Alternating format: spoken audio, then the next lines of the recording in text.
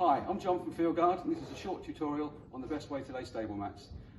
Things you'll need is a Stanley knife or similar. This is our mat cutting knife, a tape measure and a straight edge. I use a 6-foot spirit level, and using a pair of the gripper mat moving tools makes the job a whole lot easier.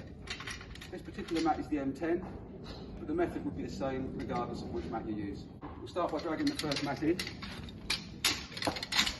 You push down on the grey bar for extra grip and the blue bar to release.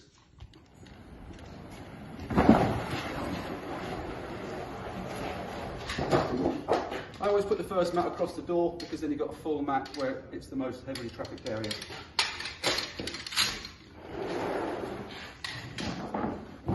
And just make sure they're kicked nice and tightly to the walls. And then we'll proceed to lay as many full mats as we can before we start doing the cuts.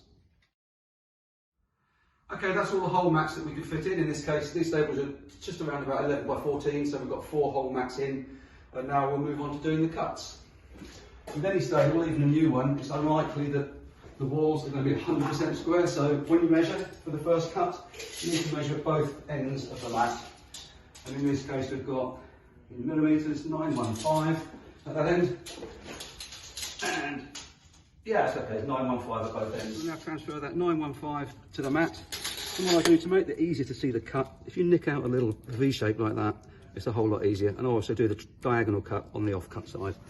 We'll do 915 at the other edge. And using the straight edge. Those little nicks just make it easier to see where you've marked that line.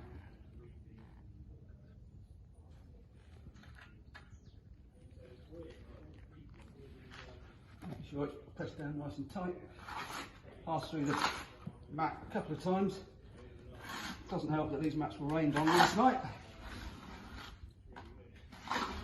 And then if you pick the straight edge up, put it under the mat.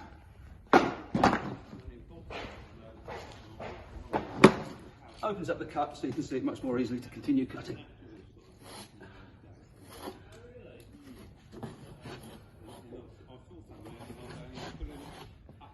And again, so the cut edge will go against the wall, so you get a good edge of mat up to the other edge of mat. There we go, now we'll pop this in.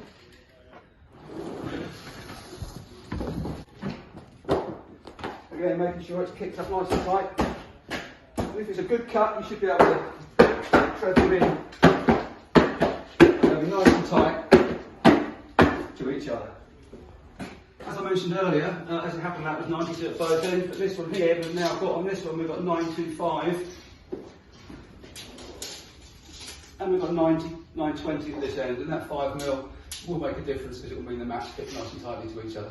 Okay, so we'll bring the last mat in. Do those last 3 little cuts.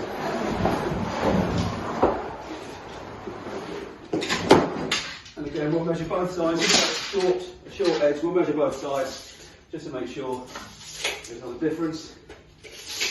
Okay, we've got 480. And 475, so we'll cut it to that.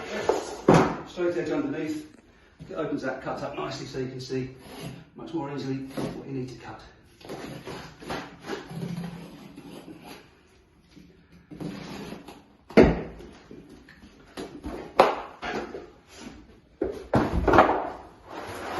And again, that should kick nice and tightly into there.